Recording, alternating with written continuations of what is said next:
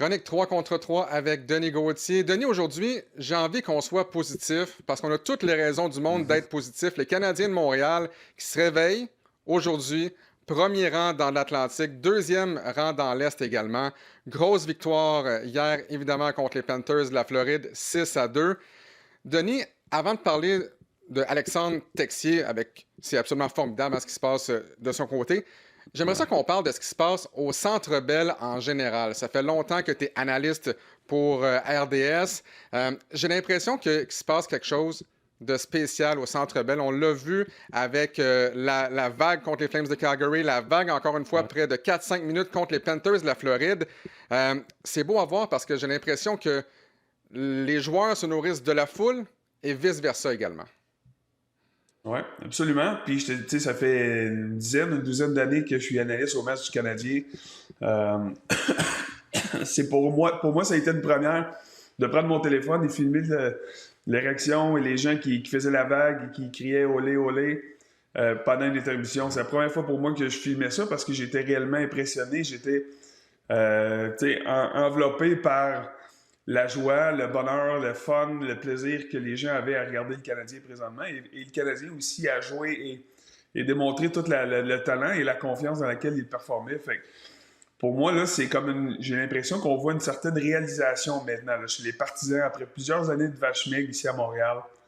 Une longue disette sans Coupe Stanley. On voit vraiment on voit de l'espoir. On voit une équipe qui est en effervescence, une équipe qui est dynamique, qui est plaisante à regarder, à suivre, puis qui donne un spectacle à tous les soirs.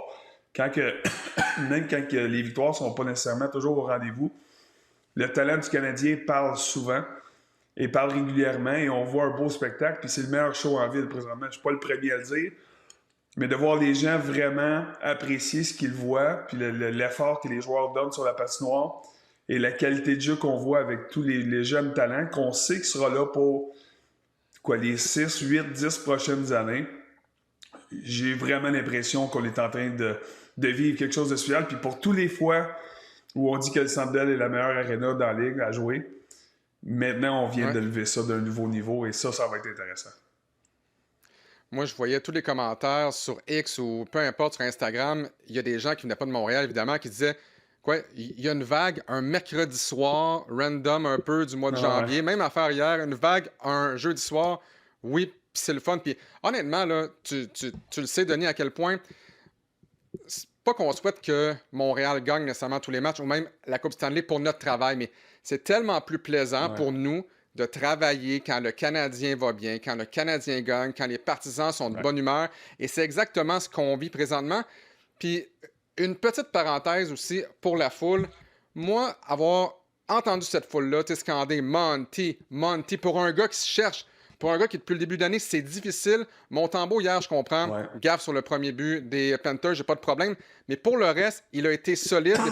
Et clairement, c'est un joueur qui a besoin d'amour. Et c'est exactement ce que la foule lui a donné hier. Et il a offert une bonne Ouais. performance également aux partisans des Canadiens. Oui, une troisième consécutive dans le cas de Montembeau depuis son retour de sa démotion à Laval, sa période de conditionnement, je dirais. Mhm. Ouais. On apprécie les belles histoires à Montréal, on est des connaisseurs. On voit qu'on aime avoir des Québécois ici à Montréal et on apprécie les histoires de négligés. Tu sais, je dirais même Monty, lui, qui était Ouais. réclamé au Mhm. balotage de la Floride il y a plusieurs années. C'est un gars qui n'est pas passé nécessairement arrivé dans le national par la porte d'en avant. Mais c'est un gars qui a travaillé, qui a su avoir une belle évolution, qui a mis l'ardeur au travail. Puis avec la performance qu'il nous a donnée l'an passé, pour nous rentrer en ses éliminatoires, évidemment, est devenu un joueur très apprécié chez le Canadien. Et de le voir jouer comme il faisait en début de saison, sans dire, euh, sans dire s'ouvrir, mais on apprécie le travail qu'il a mis et la façon dont il revient démontre beaucoup de caractère qu'on lui connaissait depuis l'année passée. Puis c'est un moment d'appréciation pour les gens de vraiment lui remettre la monnaie de sa pièce en voulant dire, regarde, on le voit, on le reconnaît le travail que tu as fait, on est content de te revoir parce qu'on sait que tu es une pièce importante pour la suite de la saison. Tu parles d'histoire, de sous-estimer. Alexandre Texier, c'est exactement ça. C'est un gars dont la carrière allait un peu nulle part. On le ramasse des Blues de Saint-Louis, contrat de 1 an, 1 million. On ne sait pas trop à quoi s'attendre, mais on se dit, contrat d'1 an, 1 million, on n'a pas grand-chose à perdre. Et là, soudainement, on le met au sein du premier trio. Il a bien fait, évidemment, avant ça, mais là, joue au sein du premier trio avec Caulfield et Suzuki. Et là, il explose, notamment dans les 2 derniers matchs. Premier tour du chapeau de sa carrière hier. Il a 6 points à ses 2 derniers matchs. C'est assez extraordinaire. Et là, je comprends qu'il y a un paquet de blessés qui vont revenir, mais à quel point on peut se dire que Texier, dans un avenir rapproché, peut-être même à moyen terme, est-ce qu'il peut même demeurer au sein du premier trio? Ben, prenons ce qui passe pour l'instant et apprécions le travail qu'il fait et reconnaissons la combinaison favorable et positive qu'il amène avec Suzuki et Caulfield. Est-ce que ça va durer tout le temps? On ne sait pas. Il a le talent pour bien performer, peut-être pas au rythme qu'il fait depuis 2 matchs, mais c'est un gars qui a beaucoup de talent, c'est un gars qui a une bonne intelligence au jeu, c'est un gars qui semble de bonne humeur, qui semble faire les bonnes choses. J'aime beaucoup les détails de son jeu depuis son arrivée à Montréal. C'est un joueur qu'on a questionné un peu sa constance lorsqu'il était à Columbus et à Saint-Louis. Depuis son arrivée ici, on voit beaucoup comment il est bien ici à Montréal. La culture française, la langue française, puisqu'on a parlé à un certain moment donné, c'est un joueur qui s'ennuyait de la maison, qui était homesick en anglais, qu'on parle de joueur qui... La langue, la culture était vraiment différente pour lui, il avait de la difficulté à s'adapter. Ici à Montréal, ça se ressemble beaucoup plus proche de son quotidien, de ce qu'il est habitué de vivre. Et semble très heureux dans le groupe ici, on l'apprécie, on lui donne la place, Martin lui fait confiance. Et là, le rôle qui a été promu présentement, c'est un rôle qu'il chérit, puis il profite très bien. Mais je regarde tous les détails de son match. C'est un joueur qui gagne beaucoup ses bagarres 1 contre 1, c'est un gars qui protège bien la rondelle, apporte une vitesse qui est nécessaire. Une combinaison de vitesse et de talent, je pense, qui est nécessaire pour compléter un des joueurs comme Suzuki et Caulfield. Puis je trouve qu'il n'est pas intimidé par la situation. Donc, pour moi, c'est une belle production offensive. Est-ce que ça va durer? On ne le sait pas, mais on va en profiter pendant que ça passe parce qu'il n'y a pas beaucoup de joueurs qui ont été capables de relever le défi de jouer à l'aile droite du premier trio depuis le début de la saison.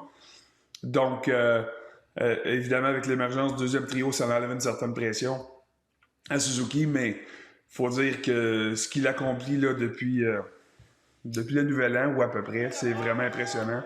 Puis la constance avec laquelle il le fait. Puis aussi, les joueurs le reconnaissent. On voit les images là, présentement, mais quelle belle surprise. Avec on parle de l'histoire de Monty. Ouais, c'est ça, le chapeau de loup qui lui, elle l'avait gagné au dernier match, une performance 3 points.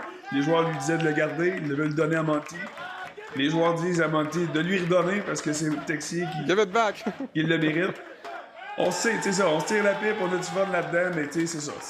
C'est l'image d'une équipe qui est soudée, qui est tissée serrée, et puis qui reconnaissent le talent et l'effort de certains joueurs. Donc pour moi, là, c'est toute une histoire sur Alexandre Texier, puis on souhaite que ça se poursuive. C'est un contrat d'1 an, c'est un risque qui était très minime, mais encore une fois, Kent Hughes et Gorton font des gestes qui se retrouvent avec la main heureuse, avec des bonnes décisions qui ramènent des joueurs qui ont les pieds, qui ont étudié le joueur, qui ont étudié le talent et les possibilités de le rentrer dans l'alignement et comment est-ce qu'il pourrait cadrer dans la hiérarchie. Et encore une fois, c'est une histoire de succès. Ce qui est la majorité des transactions et des décisions que Hughes prend depuis son arrivée.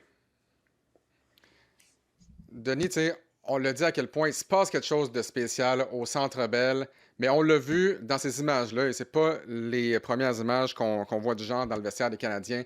Il se passe quelque chose de spécial aussi dans ce vestiaire-là, puis je l'ai toujours dit, peu importe que ce soit au football, au baseball, au basket, au hockey, peu importe, à un moment donné, tu te rends compte qu'il y a quelque chose de spécial qui se passe dans une équipe. La vibe, là, entre guillemets, c'est quelque chose que tu peux pas recréer nécessairement année après année, mais la vibe dans le vestiaire des Canadiens, présentement, semble parfaite. Et ça, c'est de bon augure. Quand la vibe est bonne et que tu joues bien, ben là, tu peux espérer peut-être là, faire un bon bout de chemin par la suite. C'est impossible de la recréer artificiellement, cette vibe-là, comme tu le mentionnes. C'est une addition, une accumulation de bonnes personnes, de bons humains, de bons travaillants, de bons leadership et d'une culture et d'un ADN qui est bien établi dans ton organisation. Donc, il n'y a pas de zone grise. Tout le monde sait à quoi s'en venir. Tout le monde s'apprécie. Il y a beaucoup de temps à l'extérieur de l'aréna qui est passé ensemble pour plusieurs de ces joueurs-là, vu leur jeunesse. Et plusieurs n'ont pas nécessairement les responsabilités familiales des joueurs plus vieux. Donc, ça amène une certaine chimie qui est palpable, que tu peux pas expliquer, mais que tu la ressens dans un vestiaire. Puis, moi, je l'ai vécu une seule fois, je te dirais, d'avoir un vestiaire aussi serré. C'est la saison 2003-2004, excusez, à Calgary, lorsqu'on a perdu en finale de Coupe Stanley. Ça a été vraiment ce même genre d'environnement, avec une équipe qui était très jeune, qui était, sans dire dénudée de talent, on en avait un peu, mais pas beaucoup. Mais c'est une équipe qui était transportée par la passion, la camaraderie, une chimie, puis ça nous a amené à un seul but de gagner une Coupe Stanley contre le Lightning de Tampa Bay dans un match numéro 7. Ouais. Donc, cela dit, est-ce qu'il faut prévoir que le Canadien va se rendre en finale de Coupe Stanley et gagner cette année? Probablement pas. Mais quel genre de surprise est-ce que cette chimie-là et ce vibe-là peut créer et peut amener le Canadien à des hauteurs peut-être inespérées cette année, qui n'étaient pas attendues? Évidemment, il y a des possibilités de créer des surprises juste à cause de cet intangible-là, puis on le souhaite aux joueurs, parce que le talent est là, on est dans la bonne direction, on souhaite maintenant la santé, parce que tout le reste semble être en place présentement. OK, Denis, pour notre troisième sujet du 3 contre 3, hier matin, Pierre Lebrun a sorti un lapin de son chapeau, je m'en attendais pas. Dans notre segment dans l'avant-match, Pierre a mentionné que les Canadiens seraient intéressés au service de Blake Coleman. On sait Coleman, 2 Coupes Stanley avec le Lightning de Tampa Bay. C'est un gamer, c'est le genre de gars que tu veux en séries éliminatoires. On parle de la vibe, justement, des Canadiens de Montréal. Puis là, c'est ça qui est dangereux, c'est amener un gars de l'extérieur. Qu'est-ce que ça peut changer? Puis, autre parenthèse, il y a tellement de blessés présentement avec les Canadiens de Montréal. Ce casse-tête-là est déjà difficile à assembler. Là, tu fais rentrer un gars comme Blake Coleman. D'une part, j'aimerais savoir, pour toi, Coleman, est-ce que ça serait une belle addition pour les Canadiens de Montréal cette saison? On sait qu'il va devenir joueur autonome sans compensation au terme de la prochaine saison, donc en 2027. Donc, pour les 2 prochaines années, qu'est-ce que tu penserais de l'arrivée d'un gars comme Blake Coleman à Montréal? Ben, en fait, ça serait pas dangereux. Moi, je pense que s'il est considéré pour venir à Montréal, on a déjà fait l'étude de son caractère, de son attitude dans un vestiaire et de sa capacité d'intégration. On sait clairement que c'est un gagnant. C'est un gars qui a gagné 2 Coupes Stanley avec le Lightning de Tampa Bay en 2020 et 2021. Et il a eu sa part, son mot à dire, je dirais, dans le succès du Lightning, dans un rôle de profondeur, dans les acquisitions qu'ils ont fait pour les aider. Mais à 34 ans, c'est un joueur qui amènerait beaucoup de maturité et d'expérience à un jeune groupe du Canadien qui, en série, a fait face à, l'an passé, on s'en souviendra, une équipe mature dans les Capitals de Washington. Et ça a été peut-être un peu difficile au niveau physique. Lui, il vient cadrer dans ce système-là. C'est pas le joueur le plus gros. Il est sous la barre des 6 pieds, mais il s'approche des 200 livres. Mais c'est un joueur qui joue beaucoup plus gros que sa stature. C'est un gars qui a du papier sablé, qui a un bon mélange de talent et de jeu physique et de caractère. Je pense que c'est un gars qui rentrerait très bien dans un rôle de 2e, 3e trio. Pourrait contribuer là. Il peut bouger à travers l'alignement, mais c'est un gars qui amènerait du hockey gagnant. Je le dirais comme ça. T'sais, présentement, dans une équipe qui est blessée, il y a des joueurs qui sont blessés auxquels on a encore des questions lorsqu'ils vont venir. Est-ce qu'ils ont leur place? Est-ce qu'ils sont aussi bons qu'on pense? On n'a pas toutes les réponses. Mais rentrer un joueur aguerri comme lui pourrait être une possibilité. Maintenant, rentrer son salaire, il va falloir faire des gestes, des transactions peut-être pour libérer de la place sur la masse et dans l'alignement pour lui trouver un rôle. Mais rentrer un gars comme ça, nécessairement, amènerait beaucoup de positifs aux Canadiens, je suis certain. Denis, on voit que tu es un vrai joueur de hockey. Tu as souvent joué blessé au cours de ta carrière. Et je sais que ce matin, tu es loin d'être à 100%, mais je te remercie quand même d'avoir pris le temps de nous jaser pour cette chronique 3 contre 3. Va te soigner, puis on se reparle très bientôt. Toujours un grand plaisir, Denis. Vraiment désolé. Désolé pour la grippe, mais on se revoit bientôt, tout le monde. Salut.